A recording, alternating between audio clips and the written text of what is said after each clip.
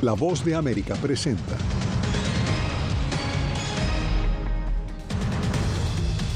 Israel expande su contraofensiva a lo largo de la Franja de Gaza. La ONU alerta que más del 80% de la población ha sido desplazada. Rebeldes hutíes atacan buques en el Mar Rojo, aumentando el temor de una escalada del conflicto en el Medio Oriente. Se agotan los fondos. La Casa Blanca advierte que se acaba el dinero para asistir a Ucrania y pide presupuesto al Congreso. Nuevamente, el gobierno de Daniel Ortega arremete contra Miss Nicaragua. La policía detuvo a familiares de la directora del certamen. Israel amplía sus operaciones terrestres en Gaza. De esta manera damos inicio al Mundo al Día. Bienvenidos, soy Yasmín López. Las fuerzas de defensa israelíes ahora operan en el sur del enclave, a donde alguna vez envió a miles de palestinos a buscar refugio al inicio de su contraofensiva. Los bombardeos ahora están impactando zonas densamente pobladas y los civiles aseguran no tener a dónde ir. Pilar Cebrián nos envía el reporte desde Tel Aviv, pero antes advertimos que contiene material sensible.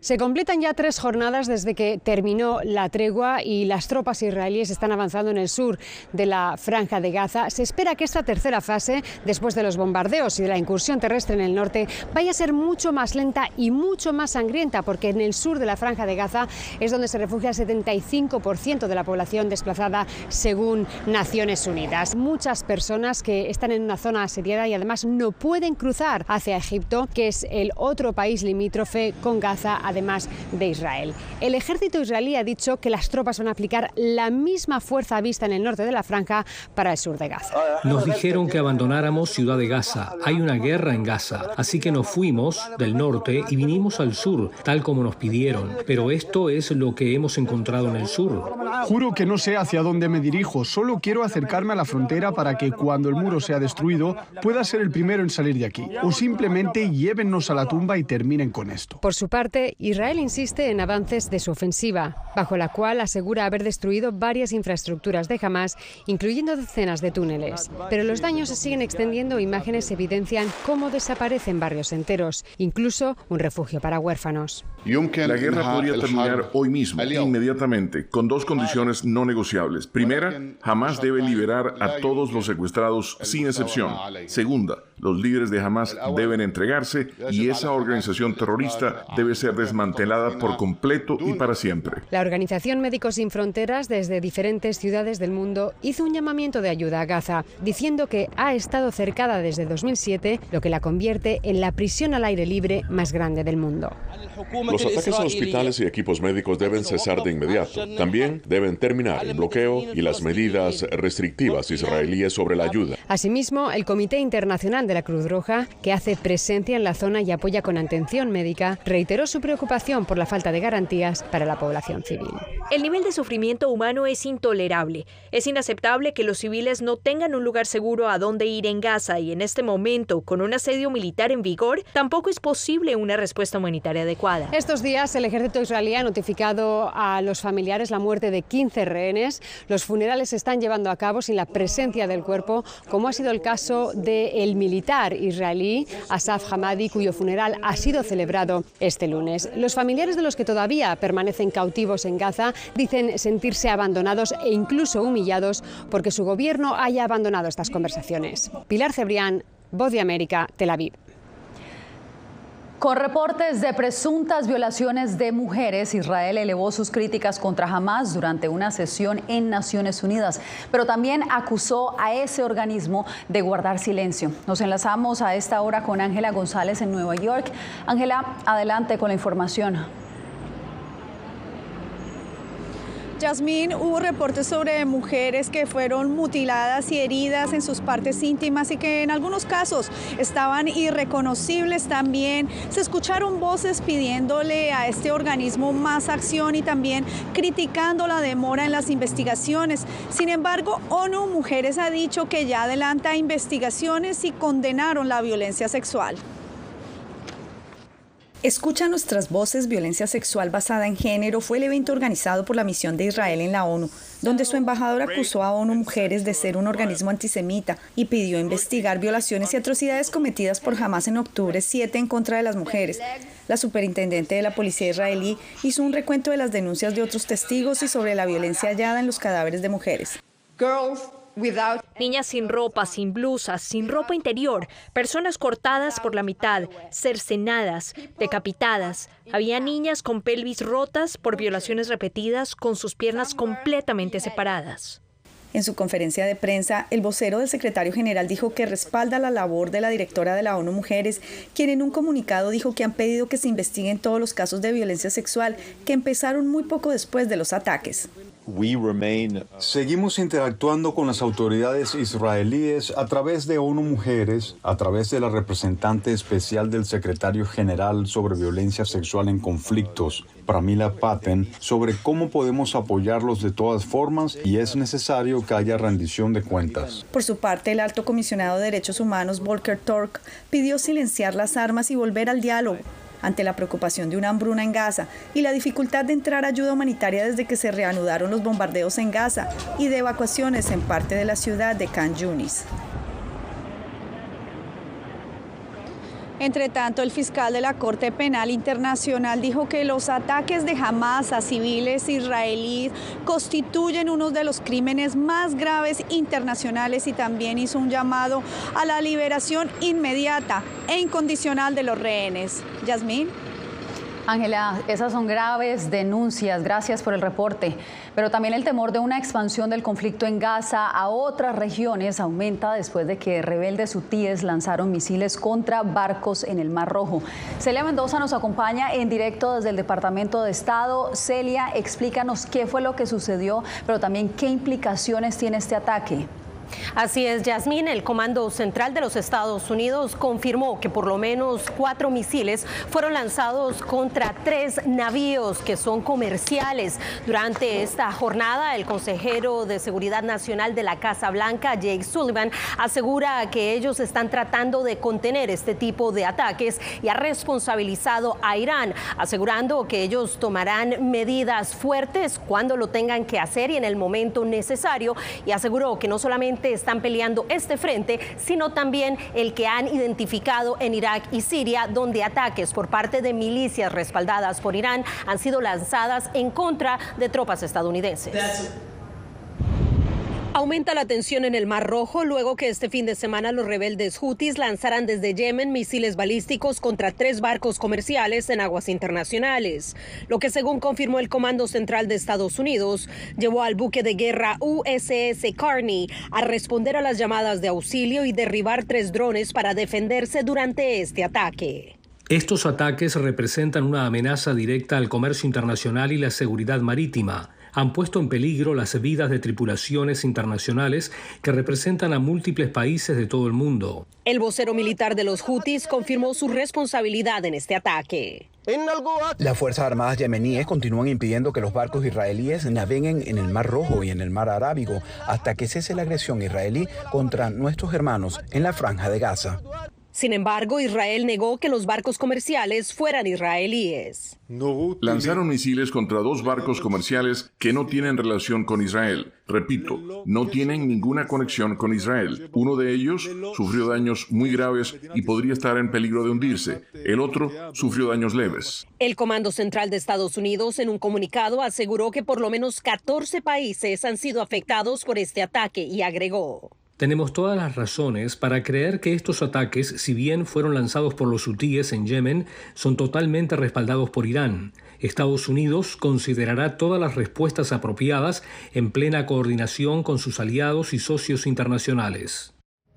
Mientras tanto, Sullivan agregó durante esta jornada que estas acciones son extremadamente alarmantes y que seguirán monitoreando la situación. Celia, y del Medio Oriente pasamos al conflicto en Europa del Este, porque la Casa Blanca advirtió este lunes al Congreso que se agotan los fondos para continuar el apoyo a Ucrania contra la invasión rusa. Jorge Agobián, ¿qué es lo último? Yasmín, según la Casa Blanca, se quedarán sin dinero antes del fin de este año si no actúa el Congreso. Eso para continuar enviando la multimillonaria suma de dinero en equipamiento militar a Ucrania, algo que si no ocurre, según el gobierno del presidente Joe Biden, debilitaría a su aliado Ucrania en el campo de batalla. Al enviar esta misiva, pues desde aquí, desde la Casa Blanca, fue remarcado y pidieron apoyo bipartidista. Esto dijo el consejero de Seguridad Nacional del presidente Joe Biden, Jake Sullivan.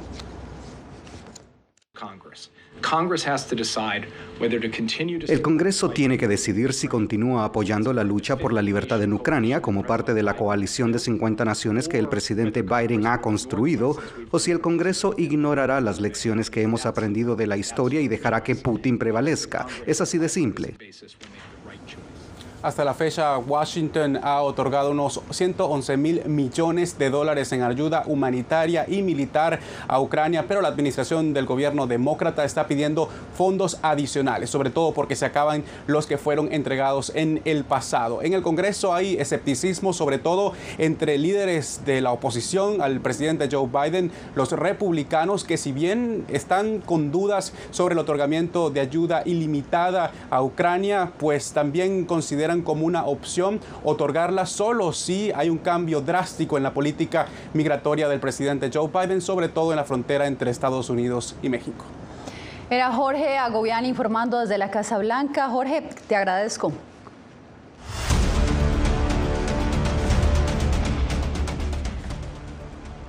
Chicago se moviliza para proteger a inmigrantes por el frío. Enrique García Fuentes tiene el reporte.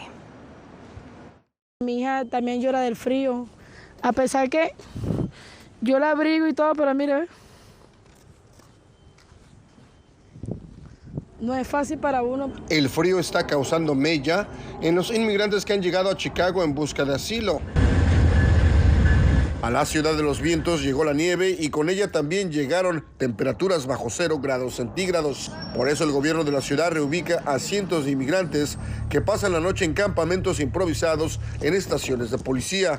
Nos parece súper bien que estén reubicando a las personas porque aquí estamos nosotros aquí defendiéndonos como podemos aquí en las carpitas, como usted puede ver, le estamos poniendo techo, plástico, estamos quemando toda la ropa que tenemos porque el frío no nos deja. Para contrarrestar esta crisis migratoria, el gobierno de la ciudad planea también construir 2 campamentos y reacondicionar el edificio de una antigua farmacia para alojar a los inmigrantes recién llegados.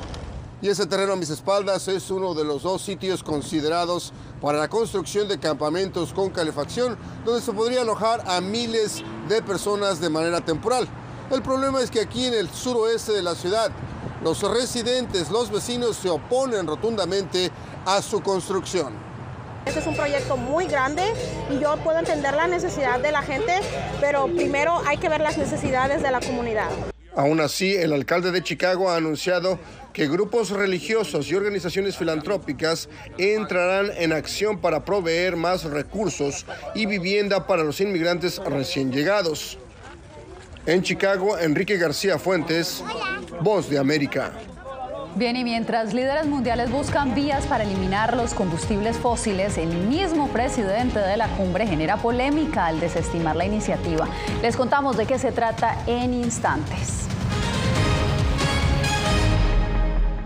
Soy Belén Mora, periodista de La Voz de América. Como reportera y presentadora tengo la responsabilidad de acercarles las historias que se generan en Washington y que impactan tu entorno cercano. Desde perspectivas diversas en un ambiente informativo en constante evolución que pone a prueba y nos hace poner en la balanza nuestros valores profesionales, te presentamos información veraz, porque en La Voz de América la prensa libre importa. En tiempos de cambios, cuando el mundo parece incierto y lo que escuchamos no refleja lo que vemos, buscamos la verdad. A través de la pantalla de la... Cuando nos cuentan solo una parte de la historia, perdemos la confianza.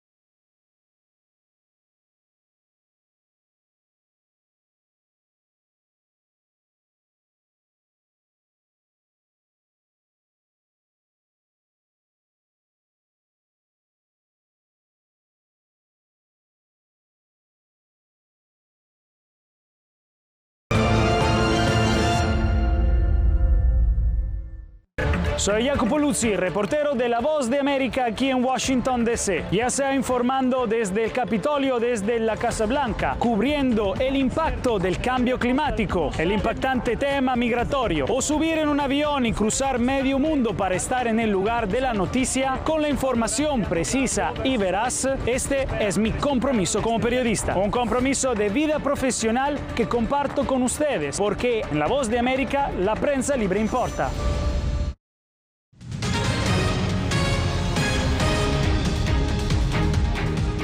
La cumbre anual sobre el cambio climático COP28 continúa en los Emiratos Árabes Unidos, pero comentarios de su presidente generaron críticas. Jacopo Luzzi nos cuenta de qué se trata.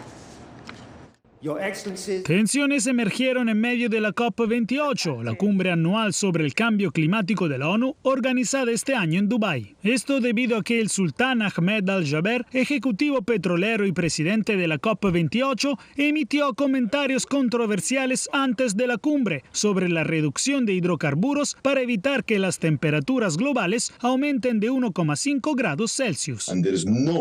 No existe ninguna ciencia o ningún escenario que diga que la eliminación progresiva de los combustibles fósiles es lo que va a alcanzar los 1,5 Celsius. Este escepticismo sobre cómo detener el aumento de las temperaturas globales generó dudas sobre el compromiso real de los Emiratos Árabes para abordar la crisis climática. John Kerry, el enviado para el cambio climático de Estados Unidos, descartó la opinión de Al-Jaber por estar desactualizada. Cada decisión que tomemos debe estar orientada a decir, esto avanza a los 1,5 grados o va a ser más destructivo y nos llevará en la dirección equivocada. Al-Jaber, en una rueda de prensa, intentó acallar las críticas afirmando que sus comentarios fueron sacados de contexto y que reducir los combustibles fósiles es inevitable. Entre los varios compromisos ya anunciados en la COP28, 50 gigantes petroleros como ExxonMobil dijeron que limitarán sus emisiones de metano. El problema: ninguna de las empresas tiene la intención de recortar la producción de petróleo y gas, y los recortes planificados serán en su mayoría voluntarios. Jacopo Luzzi, Voz de América. Conspiración contra el Estado. Ese es el cargo que enfrenta ahora la directora de la organización Miss Nicaragua tras la victoria de Chainis Palacios en Miss Universo. Donaldo Hernández nos trae los pormenores. La Policía Nacional acusó a la directora de la organización Miss Nicaragua, Karen Celeberti, de utilizar el certamen de belleza para conspirar contra el gobierno del presidente Daniel Ortega. Además de Celeberti, su esposo y su hijo también fueron acusados del mismo delito. Los señores Karen Celeberti, Martín Argüello Leiva y Bernardo Martín Argüello Celeberti permanecieron en comunicación con exponentes de la traición a la patria, disponiéndose a utilizar sus franquicias, plataformas y espacios supuestamente dedicados a promover inocentes concursos de belleza en una conspiración. La familia de la directora de Miss Nicaragua enfrenta los cargos penales de conspiración, propagación de noticias falsas, traición a la patria y lavado de dinero. Sin embargo, organismos de derechos humanos señalan que se trata de una persecución política del gobierno.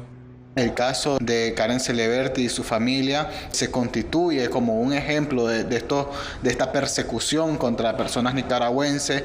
Y es que a Karen Celeberti se le negó el ingreso al país el pasado 23 de noviembre. Y aunque a su esposo e hijo Martín Argüello y Bernardo Argüello se les permitió el ingreso, las autoridades no han informado sobre los acusados.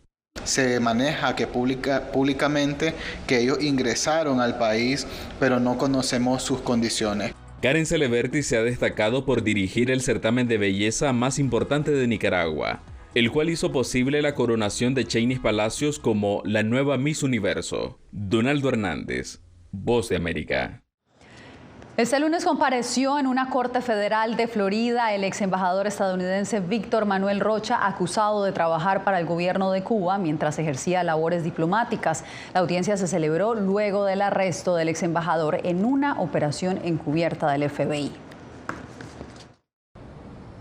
El ex embajador de Estados Unidos, Víctor Manuel Rocha, de 73 años de edad, fue presentado este lunes en su primera comparecencia en el circuito federal del sur de Florida. El Departamento de Justicia alega que el ex diplomático sirvió como agente secreto para el Servicio de Inteligencia de Cuba a lo largo de varias décadas. La denuncia alega que Rocha buscó y utilizó sus posiciones dentro del gobierno de Estados Unidos para apoyar la misión clandestina de recopilación de inteligencia de Cuba contra Estados Unidos. Después de que el FBI recibió información de que Rocha era un agente encubierto del Servicio de Inteligencia de Cuba, un agente encubierto del FBI procedió a interactuar con Rocha en varias ocasiones. ¿Votar sobre la fiscalía?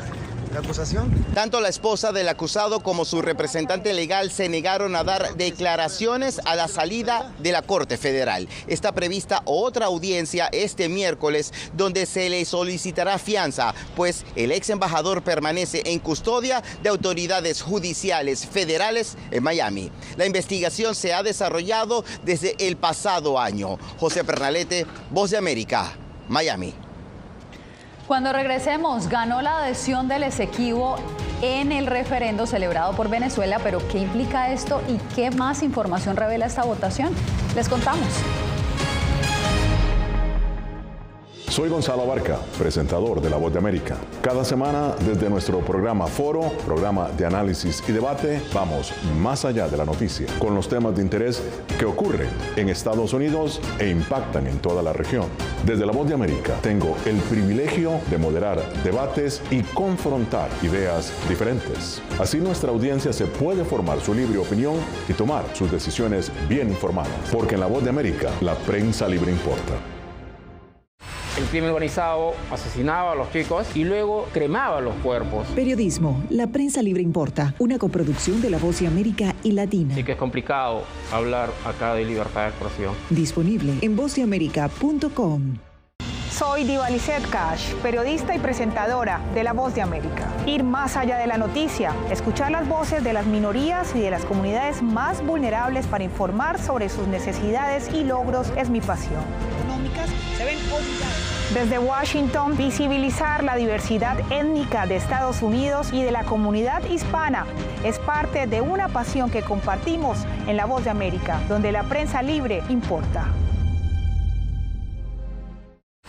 Que empiecen a callar a periodistas, que empiecen a callar medios. Periodismo, la prensa libre importa. Una producción especial de La Voz de América. Porque al final lo que está en juego no solo medios de comunicación, sino la democracia de un país. Disponible en vozdeamerica.com.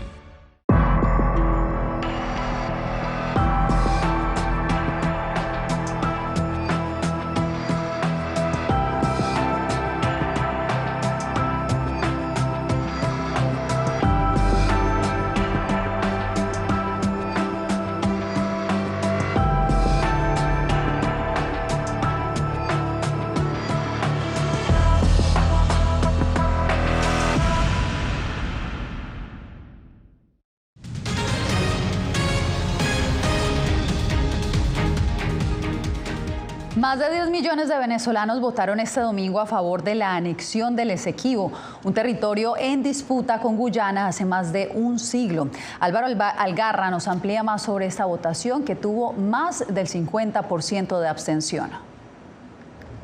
A pesar de que la jornada del referendo sobre el Esequibo se llevó a cabo con centros de votación sin colas visibles de electores, el Consejo Nacional Electoral aseguró que se registró la abrumadora victoria del sí en las 5 preguntas del referendo, incluyendo rechazar la jurisdicción de la Corte Internacional de Justicia en el diferendo.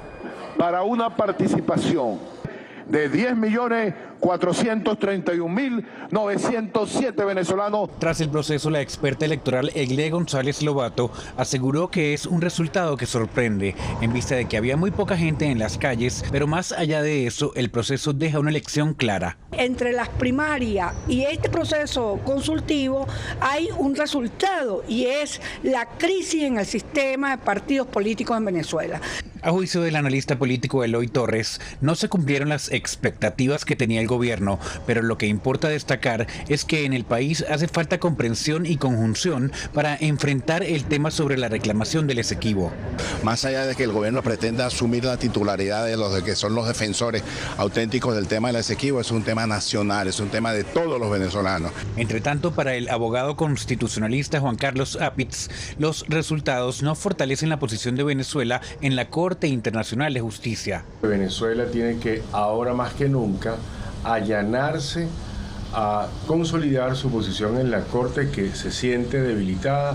El registro electoral de Venezuela muestra hoy la existencia de 20.948.155 potenciales votantes, es decir que la abstención en el proceso se ubicó cercana al 50% de participación.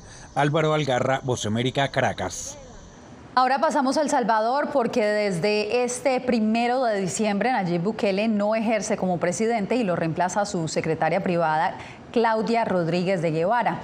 Nuestra corresponsal Claudia Saldaña nos cuenta quién es y qué piensan los salvadoreños de ella. Hasta antes de su nombramiento, la designada presidencial Claudia de Guevara se desempeñó como secretaria privada de la Presidencia de la República. Fue gerente financiera institucional de la presidencia y secretaria del Consejo de Ministros. Sin embargo, no era muy conocida por los salvadoreños. No había escuchado de ella. Yo no había escuchado de ella antes, pero imagino yo que las decisiones no las toma al azar. La designada ha pertenecido al círculo cercano de Bukele desde que este fue alcalde de los municipios de Nuevo Cuscatlán y San Salvador. También es presidenta de la Junta Directiva de la Dirección Nacional de Obras Municipales. Algunos salvadoreños confían en que es una persona apta para el cargo. Si está ahí la mujer es porque él tiene confianza. Así como confiamos en nuestro presidente, pues también creemos de que esta persona va a hacer una buena labor. Pero no todos están de acuerdo con el nombramiento. Es un mero acto protocolario. Al final, pues quien van a seguir tomando las decisiones es el círculo íntimo del presidente o hasta el mismo presidente.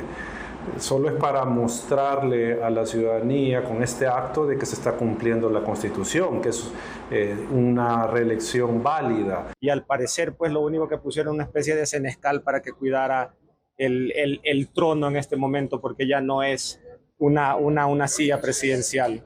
La designada presidencial no ha hecho aparición pública alguna desde su nombramiento. Claudia Saldaña, Voz de América, El Salvador. Hacemos una breve pausa y volvemos en instantes con más.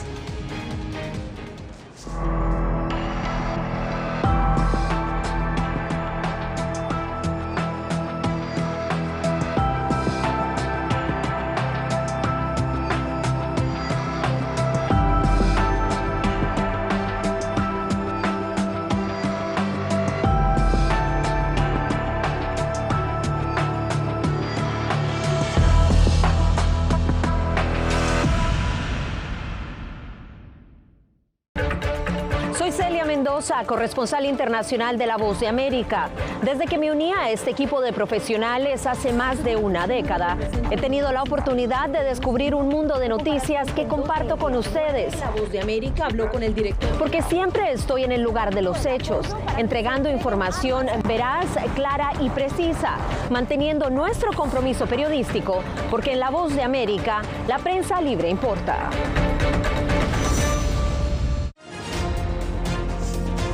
Actualidad. Que la inteligencia artificial va a estar presente en nuestro día a día. Intentan sacarse de encima a trabajadores.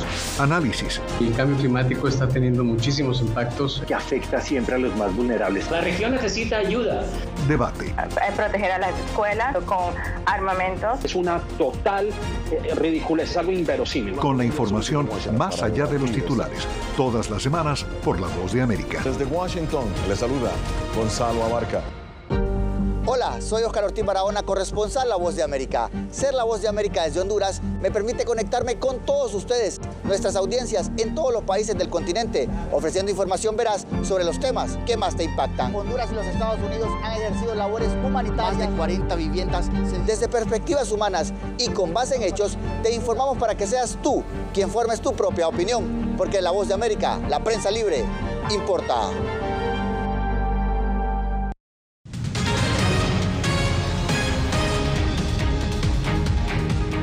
Regresamos para cerrar con el enorme desfile navideño celebrado en la capital chilena para marcar los 100 años de Disney en ese país.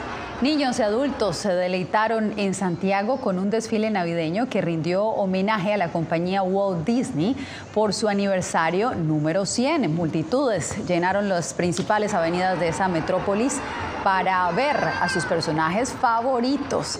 De esta manera nos despedimos por hoy. Les informó Yasmín López.